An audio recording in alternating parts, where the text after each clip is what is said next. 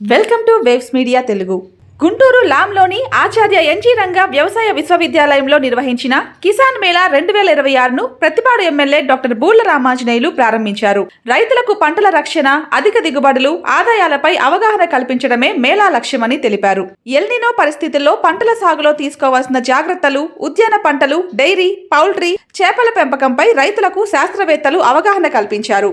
ఈ సందర్భంగా ఎల్నినో ప్రభావం నివారణ కార్యాచరణ ప్రణాళిక కరపత్రాలను ఎమ్మెల్యే ఆవిష్కరించారు. కార్యక్రమంలో అధికారులు, శాస్త్రవేత్తలు, రైతులు మరియు విద్యార్థులు పాల్గొన్నారు. వేసేటటువంటి పంట, ఆ పంటను ఎలా కాపాడుకోవాలి, ఇప్పుడున్న ఎల్నినో ఒక రకంగా వర్షపాతాన్ని తగ్గిస్తుంది, డ్రై స్పెల్ని పెంచుతుంది, మరి దిగుబడి తగ్గడానికి ఎక్కువ అవకాశాలు ఉన్నటువంటి ఈ పరిస్థితుల్లో రైతాంగాన్ని ఆదుకోవడానికి ఈరోజు జిల్లా స్థాయిలో మా జిల్లా అగ్రికల్చర్ అధికారులు అందరూ కూడా మరి జిల్లా కలెక్టర్ గారి నేతృత్వంలో ఈరోజు ఒక కిసాన్ మేళా అంటే రైతాంగాన్ని అందరినీ కూడా పిలిపించి అన్ని కాన్స్టిట్యూన్సీ నుంచి కూడా జిల్లా 7 కాన్స్టిట్యూన్సీ నుంచి కూడా రైతులు వచ్చారు. వారు కూడా ఇక్కడ చూసిన తర్వాత మళ్ళీ వారి కాన్స్టిట్యూన్సీలోకి వెళ్ళి ఈ విషయాలన్నీ కూడా చెప్పడం అనేటువంటిది జరుగుతుంది.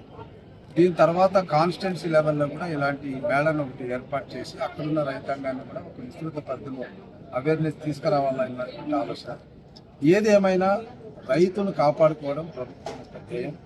ఎందుకంటే రైతు అన్నం పెట్టేటటువంటి ఒక ధార్మికుడు కాబట్టి ఆయనకు ఇబ్బంది కలగకూడదన్నది చంద్రబాబు నాయుడు గారు, మా ముఖ్యమంత్రి గారు ఆలోచన.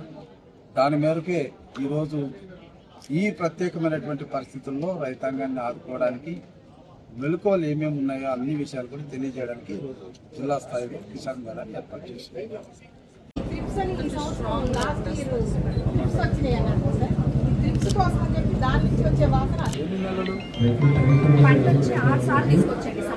ఇది మనకు వచ్చేసింది సార్. ఇవన్నీ కూడా ఈ రెడ్ రైస్ సార్ బాబాయ్ గారు అని చెప్పి